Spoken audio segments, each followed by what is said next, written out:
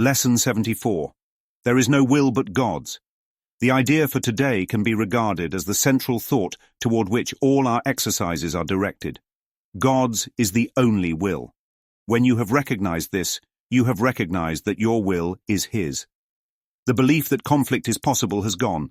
Peace has replaced the strange idea that you are torn by conflicting goals.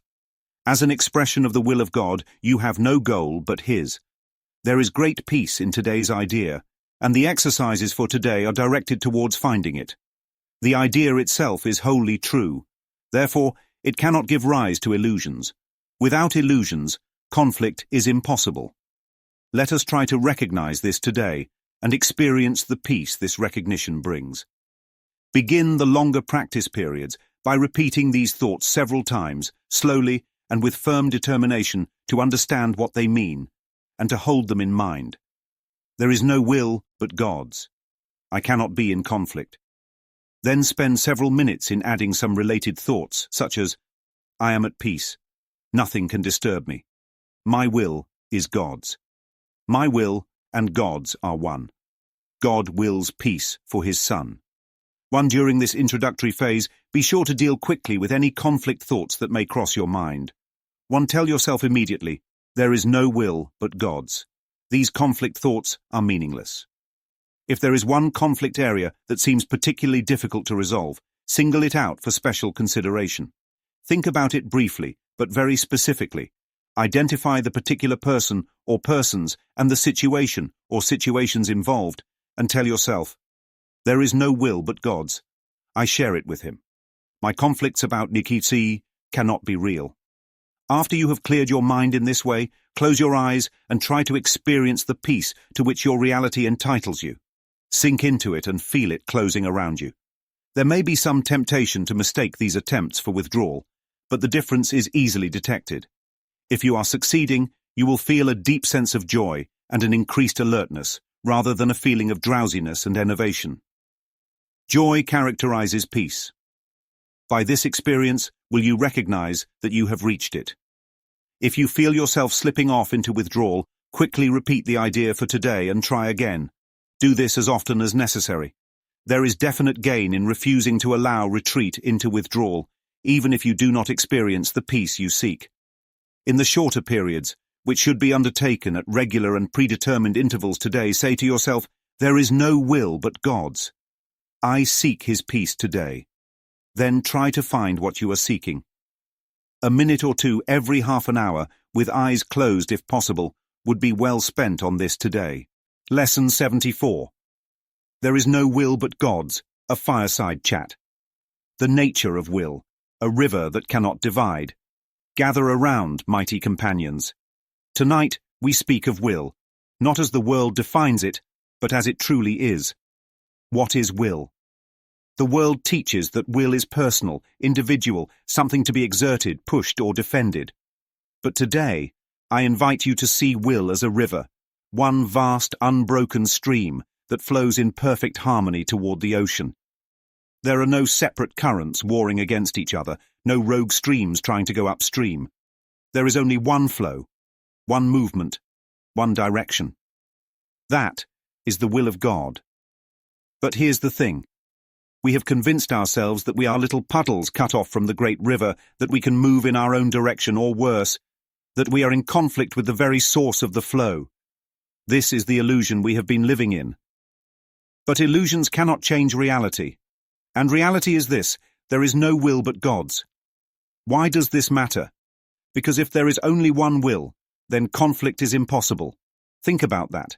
Every battle we fight, every struggle, every tension is based on the belief that our will can oppose another. But what if all those battles were just us fighting shadows? What if we've been swinging at the air, thinking we're in a war that doesn't exist? Today, let's consider what it means to let go of the illusion of conflict. Let's take this into the real places where we think we are at war, whether with another person, a circumstance, or even ourselves. 3 specific examples where this lesson comes into play. 1. The argument that won't end. You've been locked in a battle with a friend, a spouse, or a co-worker. Maybe it's been going on for weeks, months, years. The two of you are like boxers in a ring, circling, waiting for the next move. Pause. What are you really fighting for? Control. A need to be right. A need to defend. Now take a breath. Step out of the ring. Say to yourself, there is no will but God's. I share his will. Therefore, there is nothing to fight. Feel that. There is no winner or loser in a battle that does not exist. There is only peace when you stop swinging. 2. The fear of the future. You've been carrying anxiety like a weight strapped to your chest. What if I fail? What if I lose everything? What if things don't go the way I want? But whose will are you afraid of? Your little puddle's will. The one that thinks it can exist apart from the great river. Say to yourself, there is no will but God's, and God's will is for my peace. The river flows to the ocean. It always has. It always will. You are not lost. 3. The guilt you can't shake. There's something you regret, something you did or didn't do. You replay it like a broken record. If only, if only, if only. But who is holding on to this? A separate will, one that believes it has betrayed God. Take this thought and hold it up to the light. Say, there is no will but God's. My guilt is meaningless because I am not separate from him. Let it go. Feel the weight drop from your hands. You were never outside the river, not for 1 second. The practice. Sinking into the real world. Once we have cleared the mind of conflict, we can begin the real practice. We close our eyes. We sink into the peace that has always been waiting for us.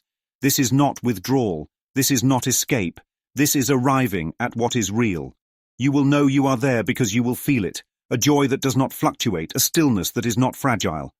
And if you start to drift into dullness or apathy, simply repeat, there is no will but God's.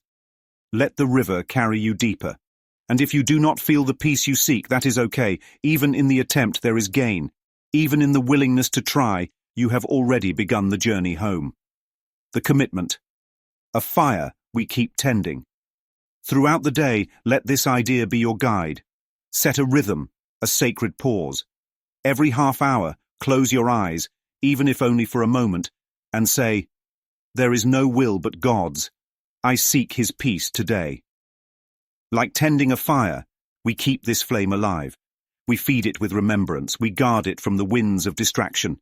And slowly, steadily, it grows into an unshakable light. Final thought. The end of all battles.